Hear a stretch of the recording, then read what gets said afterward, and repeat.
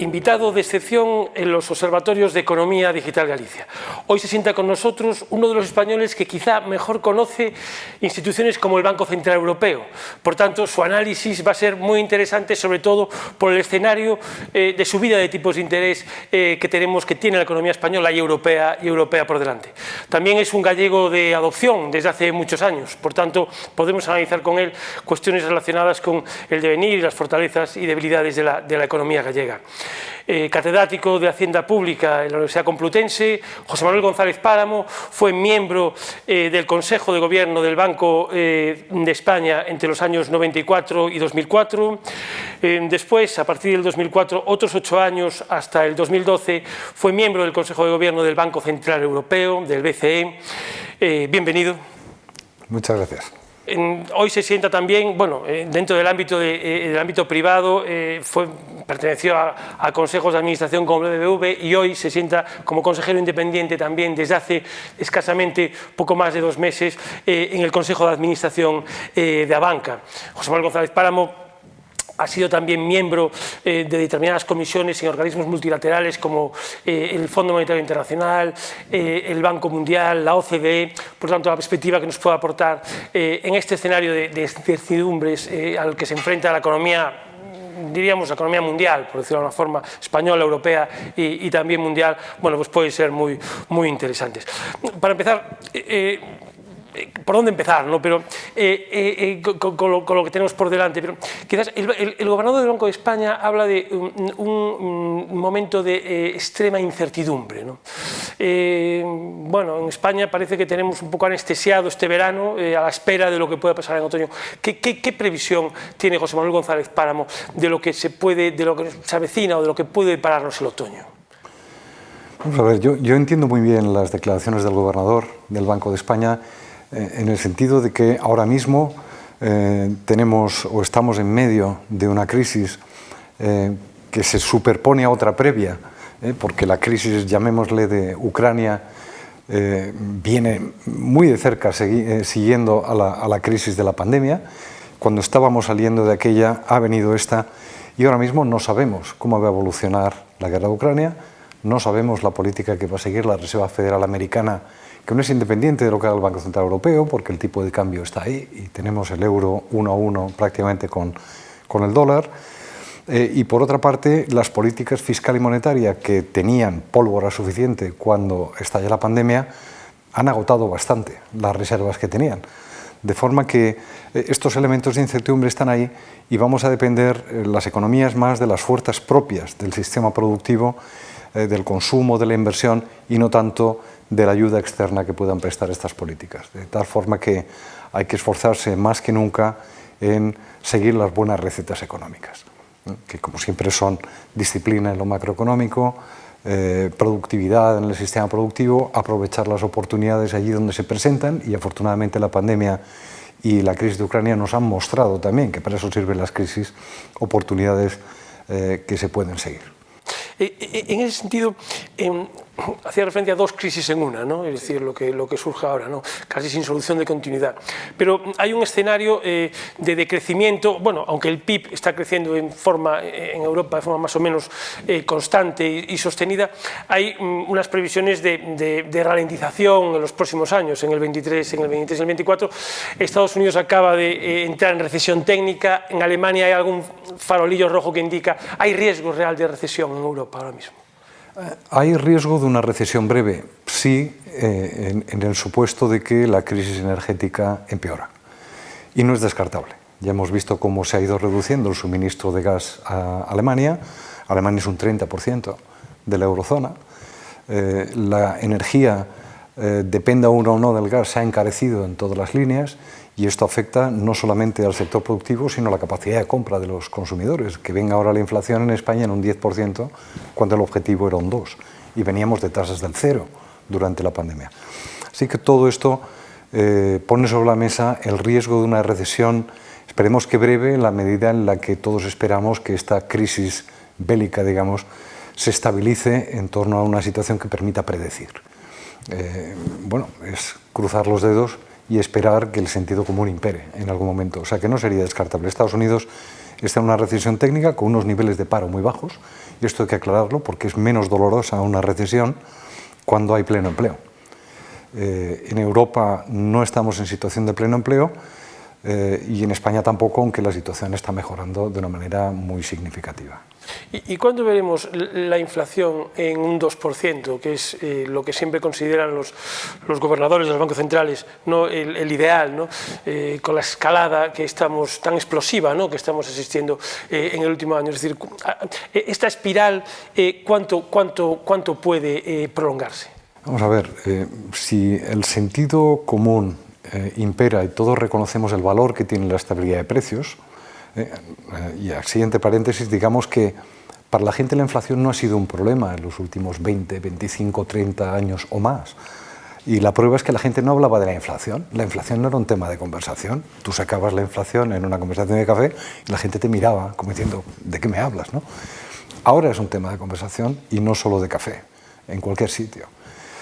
Si comprendemos el valor de la estabilidad de precios, y los banqueros centrales obviamente lo hacen porque es su trabajo, tardaremos seguramente, por las inercias que tiene la situación actual, al menos 2 años en retornar a tasas del 2. Y ojalá que nos tomemos esto en serio, ¿no? Porque si pasáramos a un régimen de inflación alta, esto ya lo conocemos también, especialmente los que peinamos algunas canas. Es una situación en la que la inflación se hace más variable y más incierta, en la que hay costes de todo tipo, en una situación en la que aquellos que pueden protegerse de la inflación porque tienen poder de mercado lo hacen, trasladando los costes a los demás, con lo cual se genera una situación de desigualdad social. La inflación, recuérdese, es el impuesto más injusto de todos los que hay, entre otras cosas porque lo acaban pagando los pobres que no tienen capacidad de negociación, y no ha sido aprobado por el Parlamento, que esto es la esencia de las democracias, los impuestos los aprueba el Parlamento. En cierta medida son muchos los factores que confluyen en este proceso, porque hay quien dice que esos años de pandemia y confinamiento han generado un ahorro que ahora está embalsamado y hasta ahora estaba embalsamado y ahora el consumo está acrecentado y se provoca más inflación. El rol de China, ¿no? En cuanto a los colapsos en las cadenas de suministro, bueno, pues casi importamos en cierta medida inflación. Pero ¿cómo se puede luchar contra ello más allá de la subida de tipos de interés que luego abordaremos? Bueno, sin duda esto es un punto muy importante. El ahorro el ahorro forzoso, ¿no? Que quedó embalsado porque no podíamos consumir en la pandemia, sigue fluyendo y en parte es lo que explica la euforia de consumo que vemos hoy, ¿no? En cuanto a viajes, hoteles, desplazamientos. Es decir, estamos al límite de la capacidad y lo vemos quienes pisamos aeropuertos. El tema de las cadenas de suministro es diferente.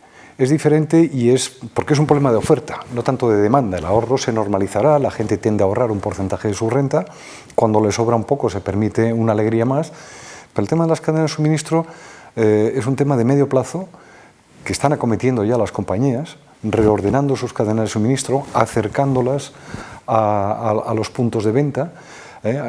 Durante años ha sido común el buscar el suministrador más barato, por lejos que estuviera, llámese China, llámese Vietnam, y a partir de aquí confiar en la seguridad del suministro. Hemos visto que esto no es así en la pandemia. Ahora con la guerra también estamos viendo que hay ciertas cosas, alimentos, ciertos metales, etcétera, que tampoco. Por tanto, las compañías lo que están haciendo es acercando las cadenas y además diversificándolas más. Y esto encarece los productos. Porque cuando te alejas del lugar más barato y cuando tienes que tener 2 o 3 puntos de suministro en lugar de 1, por si acaso, es un seguro, el precio sube. O sea que hemos de acostumbrarnos a que el efecto China asociado a la globalización se va a ir diluyendo con el tiempo. Además, China se ha hecho más cara. Es decir, los salarios en China no son los que eran hace 30 años y esto hace más competitivos lugares más cercanos, ¿no?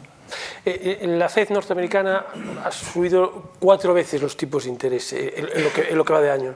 El Banco Central Europeo, bueno, pues ha sorprendido también en cierta medida con ese medio punto. ¿Qué previsión tiene de nuevas subidas de aquí a final de año? A ver, previsión, es muy difícil hacer previsiones, pero sí, digamos, uno puede seguramente decir cosas muy generales. Por ejemplo, el problema americano es un problema fundamentalmente de demanda. Es un problema al que ha dado lugar el ahorro forzoso, embalsado, pero también el increíble estímulo monetario y fiscal que Estados Unidos ha puesto en juego. Un estímulo que economistas muy destacados criticaban o al menos se sorprendían de él desde el primer momento, ¿no? Porque es que eran trillones de dólares a una economía que se estaba recuperando.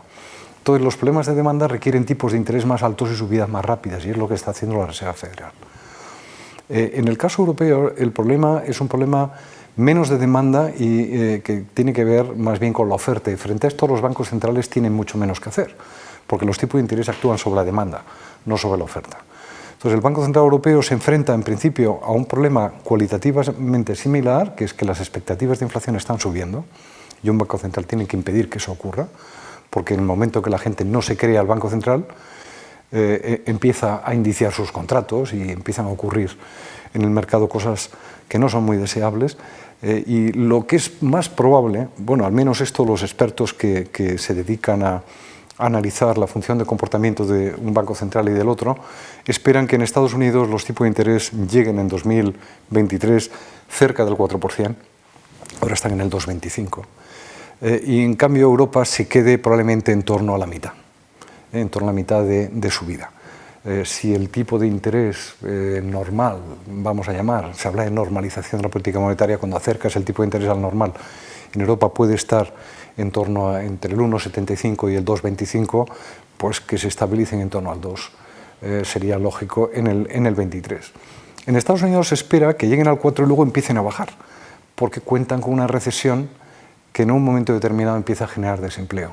Europa ese escenario no lo tiene absolutamente tan claro, porque es más moderada la subida y seguramente impacte menos sobre el empleo, pero en todo caso esta es un poco la expectativa de los analistas de mercado. Estados Unidos es un tipo de referencia más alto, probablemente cerca del doble que la Unión, con bajadas a partir del 24. Posiblemente lo que veamos en la eurozona sea subidas durante el resto del año y el 23 que nos acerquen en torno al 2 y se queden estabilizadas en este. En este escenario de subida de tipos de interés provocado por la inflación, analizando ya un poco el plano doméstico, ¿no? de nuestro entorno más cercano, España, se está instando un pacto de rentas, ¿no? Pero parece que lo difícil es cómo conseguir un pacto de rentas y qué incorporar ahí, ¿no? En ese campo, es decir, también se habla de los márgenes empresariales, lógicamente, muchas empresas anuncian el traslado rápidamente de la inflación a los precios, pues para mantener márgenes, es decir, para seguir manteniendo los beneficios. Eso se está planteando como, bueno, pues parece que también los márgenes se tienen que contener. Están las pensiones, es decir, a quién se incorpora en ese pacto de rentas y cómo se puede articular, ¿no? Porque parece que llevamos hablando del pacto de rentas casi 2 meses sin que haya avances, ¿no? Vamos a ver, primero, ¿por qué es necesario un pacto de rentas aquí y seguramente en Estados Unidos? No. Pues porque estamos ante una inflación de oferta, un shock de oferta. Esto es parecido a lo que ocurrió en los 70 y 80 en Europa. Nos hemos empobrecido todos como economía porque importamos energía. Y esto es un coste para el país en su conjunto. Entonces, cuando hay grupos sociales que tienen un poder de negociación diferente, si no hay un pacto de este tipo, lucharán e impondrán el trasladar a los demás el coste de esa inflación, con lo cual hacen todavía más agudo el problema sobre aquellos que no se pueden proteger. Industrias que tienen una demanda más débil, industrias que tienen problemas de suministro, trabajadores que no están afiliados a sindicatos y que no están protegidos por el poder sindical, o aquellos que no tienen la protección de los poderes públicos, vamos a llamar. Entonces, ante esta batalla de sin cuartel para protegerse a la inflación, un pacto de rentas tiene todo el sentido hoy día y debería ser lo más amplio posible, sin excluir a ningún colectivo, y digo ninguno. Ni colectivos que tienen cláusulas de indiciación, ni colectivos que no la tienen. Debería ser un pacto muy amplio, aceptando que nos hemos empobrecido y que por lo tanto tenemos que repartir esos costes con equidad, y eso significa que para grupos muy vulnerables tiene que haber excepciones, para grupos muy vulnerables que se ven afectados por el coste de la energía debería haber bonos, por supuesto y sin discusión, pero muy enfocado en esos grupos. Nada de rebajas generales del coste de la energía, de las cuales disfrutamos unos y otros sin un criterio determinado. Así que digo, sin exclusión de ningún tipo. Trabajadores, empresarios, pensionistas, trabajadores en el sector público, etcétera, etcétera. ¿Cómo se puede conseguir? Claro, esta es la gran pregunta, porque esto es pura economía política. Yo creo que lo ideal aquí es que hubiera un gran acuerdo con los partidos de la oposición. Un gran acuerdo que involucrase al gobierno que lance el pacto. Yo tengo en la cabeza los pactos de la Moncloa. donde estaba la oposición allí sentada en la mesa y gracias a que ellos empezó a poder domeñar la inflación y vencer aquella crisis. No es que estemos en esa situación, porque había una crisis política también y un cambio de régimen, pero por lo demás, para que un pacto de rentas funcione, tiene que abarcar a todos y, si es posible, llevar a un consenso, digamos, político que haga que, si hay un cambio de gobierno, la filosofía que hay detrás del pacto se mantenga por el tiempo que sea necesario. No hace falta ponerse el cilicio cuando las circunstancias desaparezcan. Así que, idealmente, un pacto gobierno-oposición. ¿Es conveniente subir impuestos a los bancos para combatir la inflación, como se está transmitiendo? Es decir, entramos en el recientemente aprobado impuesto a la banca. A la banca y a empresas eléctricas, ¿no? En el caso de la banca, al margen de intermediación.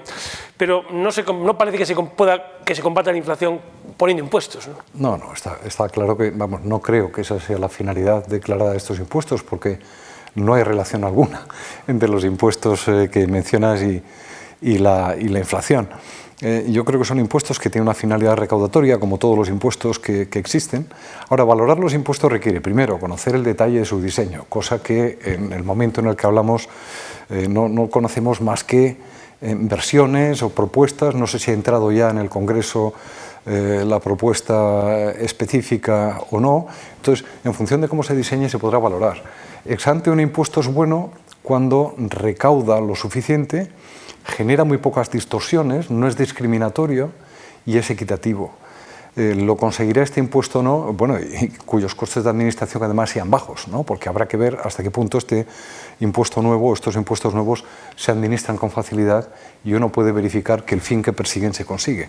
Así que me parecería un poco aventurado valorar, pero desde luego, para combatir la inflación, estos impuestos no están concebidos. Vaya más. El gobierno argumenta un poco que es su contribución al pacto de rentas y lo relaciona por los costes de la guerra, es decir, por las consecuencias de la guerra, es decir, el empobrecimiento que genera pues, una energía muchísimo más cara y demás. Ese es, bueno, cómo se ha vestido hasta ahora, que también es un poco peculiar, ¿no? Es decir, bueno, pero quizás haya que defender esas cosas de alguna manera. Pero en cualquier caso, sea al sector financiero o sea al sector eléctrico, es muy difícil que al final no haya una repercusión al cliente, sea de una oficina bancaria o sea un consumidor que paga su tarifa eléctrica, ¿no?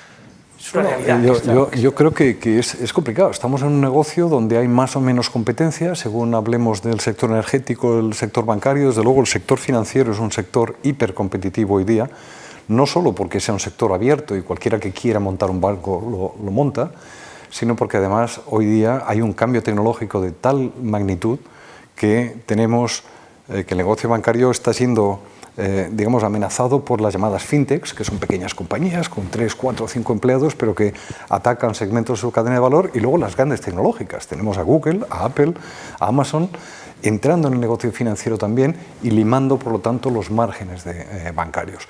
No puede decirse en este caso que haya un beneficio de ningún tipo caído del cielo, ¿no? Como se acaba de decir, porque lo que es normal es que los bancos centrales muevan tipos de interés siguiendo ciclos para tratar de controlar la inflación, y que los márgenes bancarios evolucionan como evolucionan los tipos de la banca central, pero con toda competencia. Es decir, si hubiera beneficios extraordinarios, habría una entrada masiva al sector a aprovecharse esos beneficios. Eso es lo que ocurre cuando uno detecta una oportunidad de beneficio, inmediatamente intenta conseguir una parte de él. Así que, al menos en el sector financiero, no se puede hablar en esos términos. Los beneficios extraordinarios son más de sectores monopolísticos o oligopolísticos que tienen un poder de mercado para imponer. ¿Es posible trasladarlo a costes? Yo diría que lo que es o a precios es muy difícil evitar que esto ocurra, porque los negocios finalmente lo que persiguen es un retorno, es una rentabilidad. Hago notar que el sector bancario lleva 15 años con una rentabilidad que es inferior al coste de la financiación. Inferior. Es decir, que lo que un banco obtiene por sus operaciones es menor que lo que le cuesta financiarse vía depósitos, acciones, obligaciones que emite, etc. Y eso lo que quiere decir es que no solo no hay beneficios extraordinarios, hay unas pérdidas continuadas que son las que explican que el valor en libros de los bancos sea muy superior al valor bursátil. O sea que no es raro ver que un banco cuesta un 30% en mercado, un 30% de lo que vale en libros. No se puede decir que hay un indicio de que hay beneficio extraordinario. O sea que es difícil y en la medida en la que uno tiene que mantener requerimientos de capital, porque el regulador lo exige, en la medida que además el sector financiero está para conceder crédito, pero conceder crédito no a pérdidas, sino que tiene que mantener ese capital y una rentabilidad, yo veo extremadamente complejo que finalmente no se plasme o bien en precios de la intermediación financiera más altos o bien en menor actividad, es decir, menor crédito. Entonces, bueno, veremos qué es lo que ocurre. Yo espero que el sector financiero siga siendo parte de la solución a la crisis y no parte del problema como lo fue en la crisis de 2008. Estos últimos 10 años, además, con los tipos de interés tan bajos... Negativos. Claro, uno diría, estos son pérdidas extraordinarias, habría que subvencionar. Sí, es decir, ahora que se abre la expectativa de tipos de interés... De normalización, o sea, de ir a un nivel normal de tipos, ¿no? Donde la gente tiene un incentivo a ahorrar para consumir en el futuro. Esto es digamos, la lógica de los tipos de interés, ¿no? Entonces, tipos a cero son algo bastante ajeno al sentido común, porque no tienes premio por abstenerte de consumir hoy para ahorrar y hacerlo mañana, y si no hay ahorro, pues la inversión encuentra con dificultades para financiarse.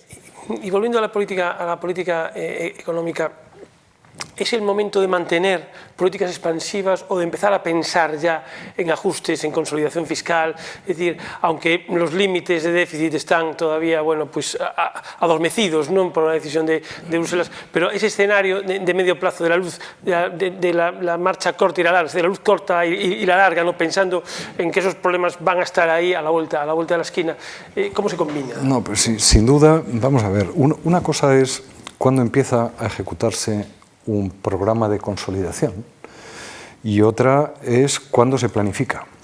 El Banco de España lleva insistiendo desde el comienzo de la pandemia en que, a ser posible, gobierno y oposición debieran pactar programas de consolidación fiscal a medio plazo, sin perjuicio de que a corto plazo las reglas fiscales de Maastricht estaban suspendidas, que la pandemia requería gasto público extraordinario y que, por otra parte, bueno, pues con la guerra de Ucrania los planes de consolidación se han tenido que digamos, poner en el congelador. Entonces, esto no lo hemos visto.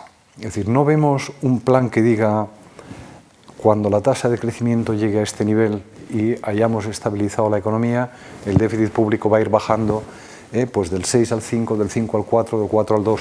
Eso no lo hemos visto. Y yo creo que eso es imprescindible. Primero, porque si es un compromiso de carácter legal o simplemente político de normalizar las cuentas públicas, el mercado nos exigirá menos por comprar la deuda pública en circulación. Y España depende mucho de los mercados. Así como Italia, que tiene más deuda que España, se financia básicamente en la propia Italia, España tiene que financiarse mucho en los mercados internacionales. Y a ellos hay que lanzarles la señal de que las cuentas públicas van a retornar al equilibrio en el momento en el que sea posible. Nuestro déficit estructural hoy es muy alto, es decir, el déficit que mantendríamos cuando la economía retorna a crecimientos del 2, 2 y pico, 3 tendencialmente, pues es un 4 y pico %. Es muy alto y eso va a requerir endeudamiento sobre una base continuada. O sea que ese plan, ese programa debiera haberse aprobado hace tiempo ya. ¿Cuándo empezar a consolidar las cuentas públicas? Yo creo que estamos en el umbral de tenerlo que empezar a hacer, especialmente cuando la política monetaria empieza a subir, porque si no las primas de riesgo volverán a morder. Y es verdad que el Banco Central Europeo ha aprobado un mecanismo especial para impedir que ese crecimiento de las primas de riesgo sea desordenado y no responda a fundamentos, pero a nadie le sorprendería que la prima de riesgo española sea mayor de lo que es hoy dentro de unos meses, porque responde a los fundamentos de la economía española cuando la comparamos con la alemana, ¿no? Por más que Alemania esté sometida a dificultades derivadas de la energía. Así que debiéramos tener ya un programa a medio plazo de consolidación. Cuando empieza a ejecutarse, yo creo que estamos en el umbral de tenerlo que empezar a hacer. En España el crecimiento del PIB es vigoroso este año. Los datos de paro también son buenos, pero el crecimiento del PIB es vigoroso, pero no hemos alcanzado todavía los registros previos a la pandemia, al contrario que la media de la zona euro, que sí, que ha vuelto un poco a esos registros. No recuperar ese PIB previo a la pandemia responde solo a un modelo económico, es decir, a un modelo en que pesan mucho los servicios, o hay otros factores. No, en parte es esto. Tenemos un modelo que que depende mucho de servicios como el turismo, ¿no? que implican mucho contacto y que fueron muy impactados por la pandemia. Entonces hay un hecho diferencial aquí, pero no es ajeno a esto también digamos, la política económica que el país ha seguido, que digamos, no ha tenido la ortodoxia que tienen otras políticas económicas. Pero sin duda la estructura productiva nuestra es la que explica que la caída diferencial del PIB haya sido mucho mayor que en el entorno, ¿no? Una caída de más del 10% no la encuentra uno en los países avanzados. Entrando un poco ya en lo que es el contexto, antes hablábamos de fechas, poníamos números, pero hay algo, hablando sectorialmente, que es determinante, que es la energía, ¿no? Convertida ya en un arma de guerra, prácticamente, ¿no? Mientras que esto permanezca, mientras esta situación, esa dependencia que tiene Europa de la energía y tener, bueno, pues España depende del gas que no tiene, ¿no? Es una energía que no tiene, y eso condiciona todos los precios, es decir, no solo esa dependencia, sino la estructura también marginalista de los precios. Es decir, hace falta una reforma estructural más allá de la búsqueda de nuevos aprovisionamientos a corto plazo por el invierno que tenemos delante, por ejemplo. Vamos a ver, es un punto muy importante este, porque después de años de mucho optimismo, yo diría casi candidez, asociado a la globalización, donde parecía que todo estaba al alcance de la mano, sin más que poder pagar un precio, etc., hemos pasado a un mundo en el que se utiliza como arma variables económicas de toda la vida, ¿no? Lo que llaman la weaponización del dólar, por ejemplo.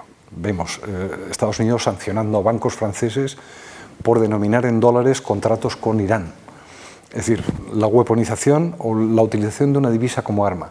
Y ahora nos encontramos con la energía, usada como arma también, en este caso por Rusia, conocedora de la dependencia europea del petróleo y del gas que se produce en aquel país. Y ha venido un poco de la mano de, bueno, la guerra por otros medios que no son convencionales, que son los económicos. Yo creo que esto es un despertar duro para una Europa cándida, especialmente Alemania, que pensaba, como estábamos casi todos medianamente convencidos de que el roce hace el cariño, para entendernos, en economía, que el comercio te acerca y que ayuda a limar asperezas.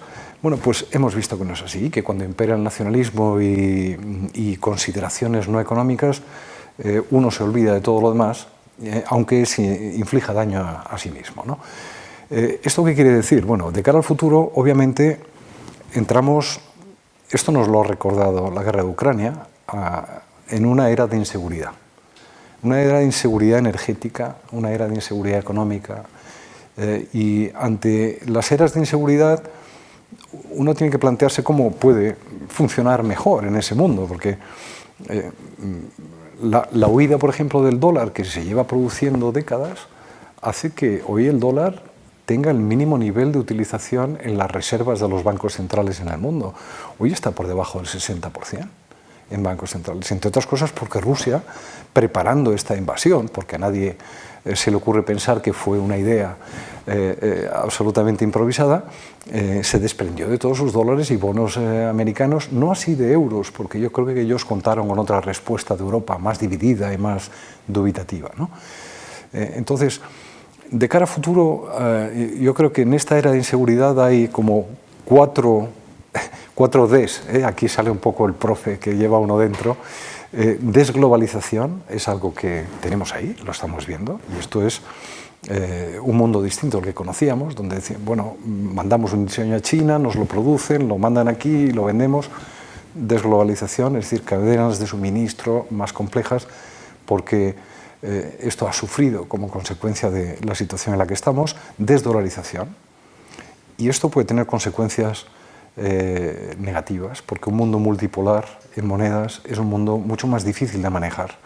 El no tener muy claro en qué tenemos que facturar, si en dólares, en euros, en Bitcoin, y esto lo digo un poco medio de broma, ¿no? Porque yo creo que el Bitcoin ha quedado un tanto debilitado, al menos en reputación después de lo que hemos visto. Así que desdolarización, luego desglobalización, diversificación, y aquí España afortunadamente está en ventaja respecto de países centro y norte europeos, que que dependían de una manera extraordinaria del gas ruso, pero el 100%. Pensemos en las repúblicas bálticas, por ejemplo, o el porcentaje en el que depende Alemania, que nosotros afortunadamente nos surtíamos del norte de África, no dependemos tanto del gas, estamos bastante avanzados en energías renovables y esta mezcla es algo que protege a España relativamente. El peso de las importaciones de gas ruso en nuestra cesta es difícil de identificar, es muy pequeño. Yo creo que hay que seguir progresando en esa dirección. Y junto con todo esto, defensa. La defensa es verdad, estoy hablando de la defensa convencional, es decir, Europa ha vivido de usuario gratuito, no diría de gorrón, pero de usuario gratuito del gasto americano en defensa, y aquí va a tener que hacer los deberes, pero también en el ámbito económico. Y la defensa económica implica que tenemos que hacer a nuestras economías más resilientes, más resistentes ante perturbaciones. Y por otra parte, tenemos que reforzar nuestra capacidad de defensa frente al exterior. Por ejemplo, avanzamos hacia una política energética común, pero a tirones. Es decir, no debería ser el caso de que aceptemos que cada palo aguante su vela. Ahora le afecta a Alemania. Pues yo creo que hay que esforzarse porque Alemania no se pare. Porque si se para Alemania, se para España y se para Italia. Y no tiene sentido. Y por eso esas discusiones que estamos viendo hoy en cuanto a que si tenemos que ahorrar gas o energía para permitir que siga funcionando el motor de Europa, esto requeriría al final una política energética común, y bienvenida sea. Como lo ha sido en buena medida la política sanitaria, esto es resiliencia también. Compramos como Unión Europea mascarillas cuando China nos las negaba. Yo creo que son lecciones muy importantes que hay que aprender de cara a futuro. Capacidad de defensa y luego capacidad ofensiva. Y no hablo de cañonazos. Hablo de usar el euro en el ámbito internacional y potenciar su papel. Una especie de OTAN en lo económico, es decir, cuando atacas a un pequeño país energética o económicamente, si es parte de la Unión Europea, tenemos que estar todos detrás de él. Seamos nosotros los atacados, sea Letonia, sea Italia o sea Portugal, ¿no? Y yo creo que se está generando un consenso que conduce en esa dirección. Esto es pensar ya en términos geoeconómicos, si quieres. Pero tanto la pandemia como la guerra de Ucrania nos ponen ante ese espejo. ¿Qué queremos ser? Más Europa, sin discusión. En la energía se vio claramente que el poder de negociación no estaba con Europa, pese a que éramos unos grandes clientes, porque cada país compraba a Rusia de forma individualizada para ganar ventaja de los precios, pero no había una compra conjunta, y eso Rusia, claro, lo ha sabido manejar muy bien, y la consecuencia es así. Más Europa ante esta encrucijada, pero hay un riesgo. En este relato hay un riesgo cierto de crecimiento de posibles barreras arancelarias, ¿no? Frente a terceros países por parte de los grandes bloques, ¿no? Pues ahí Europa debiera ser diferencial, en el sentido de renunciar a eso, porque está en el ADN europeo creer en el libre comercio. Y hay que darse cuenta, Europa ha sufrido desde el año 2006, o sea que son 15, 16 años, 4 choques enormes que yo creo que le han hecho entender muy bien Europa qué es. El choque del Brexit, donde algunos pensaron Europa se rompe, y si algo hizo el Brexit fue descubrir el europeísmo que estaba a veces oculto en la mente de muchos. El shock de Trump. Cada país elige al presidente que quiere, pero obviamente Trump no es un presidente americano normal, porque puso en duda la alianza atlántica que ha habido desde la Segunda Guerra Mundial entre Europa y Estados Unidos, el choque de la pandemia y el choque de la guerra de Ucrania. Y yo creo que tras cada uno de estos choques, ¿qué hemos decidido? Más Europa. Y ha funcionado. E incluso antes, la gran crisis financiera, la solución que recibió fue más Europa. Vamos a crear una unión bancaria donde no hay nada. Vamos a crear una unión de mercado de capitales. Después de la pandemia vamos a crear el New Generation. Por primera vez vemos eurobonos. Yo no soñé verlos en mi tiempo vital. Y aquí están, ¿no? Y solucionando muchos problemas, no solamente a los países que más se benefician de esos bonos, sino manteniendo la cohesión de la Unión. Así que yo creo que nuestro destino común es Europa, y cada vez son más europeos los que son conscientes de esto. Nunca han estado más altos los indicadores el Eurobarómetro, ¿no? Del apoyo de los europeos a las instituciones de Europa. Europa nos protege y yo creo que esto es algo que cada vez está más en la mente de la gente. Desde luego que los eurobonos fue la clara demostración de esa unidad, porque además se articularon muy rápidamente, es decir, fue algo que se articuló muy rápido. Pero sin embargo, por ejemplo, queda la homogenización fiscal, ¿no? dentro de Europa. Ese es un gran caballo de batalla que está pendiente. Pero la cuestión es si es necesaria, es necesaria cierta armonización fiscal según en qué tributos. Pero así como no la hay dentro de un propio país, ¿cómo la va a exigir uno en Europa? Es decir, los países necesitan cierta capacidad normativa para decidir en función de idiosincrasias, ¿no? Ahora, en impuestos que tienen bases imponibles muy móviles, como es el impuesto de sociedades, es deseable una cierta armonización y ahí hemos avanzado poquísimo. Donde tenemos realmente armonización tremenda es en el IVA. ¿Por qué? Porque el consumo, obviamente, es una actividad económica que fluye con mucha facilidad. Entonces es el impuesto europeo por excelencia, armonizado, todos los países tienen el mismo, varían los tipos de gravamen. Entonces, la armonización hay que definirla, ¿qué queremos armonizar? La estructura del impuesto, los tipos también. Bueno, pues hay países que te dicen, mira, no, a mí los artículos de primera necesidad para bebés es tradición en mi país que no se gravan y me voy a permitir el lujo si la norma la permite no hacerlo, ¿no? Y yo diría, eso es perfecto, mientras no haya competencia fiscal desleal. Mientras tú no apliques un tratamiento distinto a un extranjero que a un español, cuando consumen en España, pues no le veo inconveniente a que haya diferencias fiscales, pero que no creen distorsiones y que no sea competencia desleal. Esas distorsiones las hay por parte de algunos países, ¿no? ¿Competencia desleal? En cierta medida, ¿no? Vamos a ver, se habla muchas veces del caso luxemburgués o del caso irlandés o de Holanda. Y son asuntos que están siempre bajo el foco de la Comisión para ver hasta qué punto incumplen la norma o no. Hubo una discusión hace unos años, yo siento hablar de casos concretos, pero hubo una discusión sobre si Irlanda incumplía el espíritu de la norma comunitaria por tener un impuesto sobre sociedades con un tipo muy bajito. Yo creo que el 12%, una cosa así. Y había quien decía, ¿por qué? Tiene una definición, no te discrimina seas irlandés o seas español que invierte en Irlanda, o tengas una filial en Irlanda y la matriz en España, pagarás el 12%. Pues no discrimina. Cualquiera se puede beneficiar. ¿Que te gusta el 12%? Crea una filial en Irlanda. No discrimina, deslocaliza. A ver, atrae actividad, pero ellos también pierden la recaudación que podían emplear en servicios o en pensiones.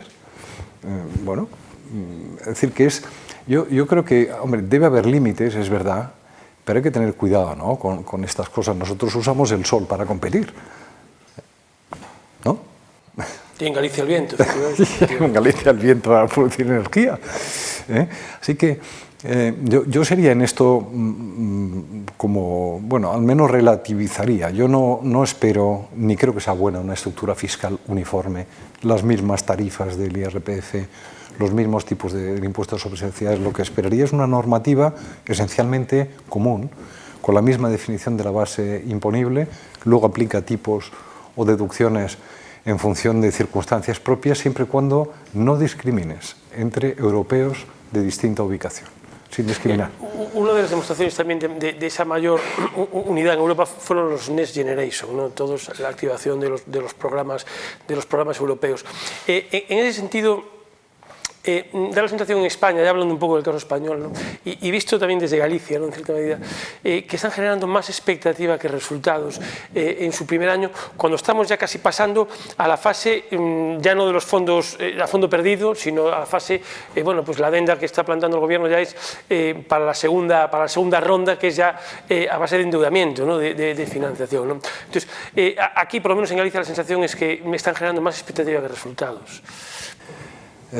Vamos a ver, el Next Generation son la oportunidad histórica, yo creo, irrepetible para un país como el nuestro o Italia, de cambiar de verdad la estructura productiva de manera que aumente el crecimiento potencial. Es una gran ocasión, son una enormidad de estos fondos, vamos, representan en el caso español un 11% del PIB de un año, o sea, es realmente artillería pesada. Quizás, ¿por qué esa sensación de frustración, ¿no? que uno escucha aquí y allí? Bueno, por un lado yo diría en primer lugar por la falta de información o de transparencia. No se puede decir al día de hoy que sea transparente el destino y la utilización específica de estos fondos. Cuando uno rasca y busca, le cuesta y realmente encuentra además mucha información financiera, es decir, por capítulos del presupuesto o por comunidades autónomas en el agregado, o si se quiere por comunidades autónomas y también desagregado según los ejes, tractores y esta terminología de los planes, pero no sabe en concreto, no toca bien qué proyectos son estos que está financiando el New Generation. Tenemos 13 PERTEs, es decir, que hay toda una terminología que ha crecido en torno a esto, pero no tenemos una sensación, si se quiere, tangible de cómo está funcionando esto. Y luego diría, en segundo lugar, porque es desesperantemente lento el ritmo de ejecución. Es decir, el primer año de los programas estos se ejecutaron, según la AIREF, que no son datos de ningún banco, 1.000 millones del New Generation, frente a una cuantía programada de 24.000. Es decir, una cantidad ínfima. Este segundo año, el 22, se está ejecutando más, pero hasta abril, datos de FEDEA hablaban de apenas un 30% de ejecución. En junio, el BBVA habla de cerca del 50%, que es lo que se puede esperar para el conjunto del año. Es decir, estamos demostrando que no tenemos la capacidad de usar fondos que nos regalan. Por procedimientos administrativos o por no tener lista una jerarquía de proyectos para ser financiados después de un análisis oportuno. Se espera que para el año que viene y el próximo los porcentajes de ejecución mejoren, pero todavía no estamos notando ese efecto, porque lógicamente si hablamos de 1.000 millones el primer año y pongamos que unos 15.000 en el año en curso, estos son cantidades muy pequeñas para que sea discernible el impacto. Lo que hay que esperar, digamos, tengamos confianza en que se estén usando bien, cosa para la cual hay que tener hoy día fe, es decir, creer en lo que no vemos, y de manera que esto combinado con reformas hagan que nuestro producto potencial crezca. Hay evaluaciones hechas por BBVA que llevan el crecimiento potencial, si hay reformas y se usan bien los fondos, del 1,3 al 1,9% del PIB de manera permanente. Y esto no son palabras menores. Aumentar el crecimiento potencial un 0,6% al año, acumulado en el tiempo, es mucho. Esto cambia el país, ¿no? En el caso de Galicia se ha fiado casi todo a grandes proyectos tractores. Hubo un modelo generado, bueno, pues desde la Xunta, un comité de expertos, ¿no?, planteando, bueno, pues grandes inversiones, ¿no?, que puedan atraer, o sea, capital extranjero, pero también proyectos de aquí, pero sobre todo que puedan permeabilizarse, bueno, pues hacia las pequeñas empresas que pueden ser sus proveedores. Pero eso todavía va a tardar mucho en llegar, y aquí en ese sentido ha habido mucha lentitud, ¿no?, porque son como grandes inversiones que son, bueno, pues han levantado grandes expectativas y también tienen que movilizar gran cantidad de capital. Es decir, no es una tarea sencilla. Y en ese sentido que quería hablar un poco de Galicia, ¿no? ¿Cómo ve José Manuel González Páramo las debilidades y las oportunidades que surgen ahora para la economía gallega? Bueno, es difícil, ¿no? Yo no soy un experto en economía gallega, de decir, gallego no solo de adopción, como decía antes, ¿no? Mi compadre de Lugo y madre de Vigo, pues yo creo que no puedo ser más de aquí, pero no sigo la economía con mucha cercanía. Yo lo que sí podría decir es lo siguiente. Yo creo que la economía gallega tiene varias ventajas respecto de otras regiones del país. Una es una diversificación de la estructura productiva muy interesante, donde un sector primario que se va sofisticando tiene un peso grande, y esto se ha notado en la pandemia. Buena parte del menor impacto de la pandemia en la economía gallega tiene que ver con esto, y con que se mantuvo la industria funcionando y el sector servicios, turismo en particular, pesaba menos. Entonces, esta diversificación yo creo que es muy sano que se mantenga y que se continúe explotando la cadena de valor. Es decir, que el sector primario no es solo pesca y agricultura, es todo lo que va ligado a este sector, es decir, el desarrollo de la industria alimentaria, el marisqueo, la exportación de calidad, el unirlo al turismo, etc., ¿no? Otra ventaja es el potencial de sostenibilidad medioambiental, no solo por los recursos naturales, no solo por la madera y ese sector tan importante que bueno, pues asegura casi un 2% del PIB de la zona. Hablo también de la capacidad de generar energías limpias, donde es un sector puntero, y por otra parte la gestión de residuos es modélica en esta región. Y yo creo que estas cosas hay que potenciarlas porque es el futuro, ¿no? Yo diría que otra ventaja son bueno, las exposiciones limitadas a sectores que pueden ser afectados, lo he mencionado hace un momento, ¿no? Por fenómenos, digamos, uno puede hablar de pandemia, pero también puede hablar de guerra o de retracción de esta gran industria hoy día que es el turismo. Es verdad que produce muchos recursos, pero cuando esta industria falla en una región que está especializada, puede tardar mucho tiempo en recuperar. Pensemos en las Canarias o en la Costa del Sol, ¿no? Para entender de lo que estoy hablando. Ahora, debilidades, yo diría que hay un lentísimo proceso de convergencia que hay que estudiar, porque es verdad que es constante, pero muy lento, ¿no? Ahora estamos ya ligeramente por encima del 90% de la renta per cápita del conjunto del país, lo cual es un progreso grande viendo de dónde venimos, pero ¿por qué es tan lento? ¿Por qué es tan lento? Esta es una gran pregunta que yo creo que los expertos se deberían plantear para ver si de la respuesta a esa pregunta surgen políticas, ¿no? En segundo lugar, yo creo que hay un desequilibrio territorial interno muy grande, donde se polariza la actividad en, pongamos, 7 núcleos grandes, 7 grandes áreas, 7 grandes ciudades, y el resto se queda vaciado, por así decir, ¿no? Y a veces en sentido literal, con núcleos de población donde no hay un solo habitante. Y esto hay que regenerarlo, ¿no? Ese tejido. Y por último, y no es ajeno a lo anterior, el tema demográfico. El tema demográfico es uno de los talones de Aquiles que yo creo que debiera requerir acciones urgentes y en varios frentes. En los últimos, en ese sentido, esa crisis silenciosa, ¿no?, que es la demografía, ahora parece que estamos cayendo, pero hay un dato que dice que en los últimos 20 años la población gallega ha caído en un 2%, pero es que en ese tiempo la población española ha crecido un 17%. Entonces, es una divergencia absoluta, ¿no? Pero, ¿cómo luchar? ¿Cómo hacer Galicia más atractiva para atraer capital humano y retener talento a la vez? Porque tiene que ser una combinación así.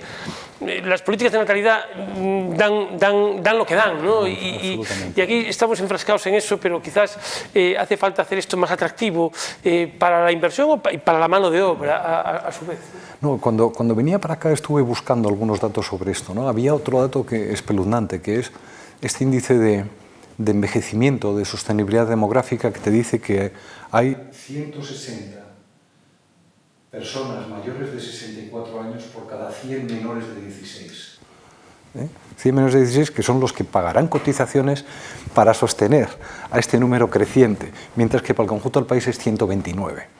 Es decir, que es un envejecimiento que no solamente hablamos de población total, sino luego la estructura interna de esa población es muy envejecida. Y no puedo estar más de acuerdo con la afirmación de que las políticas de promoción a la natalidad dan de sí lo que dan de sí, además son muy lentas en producir resultados cuando son exitosas.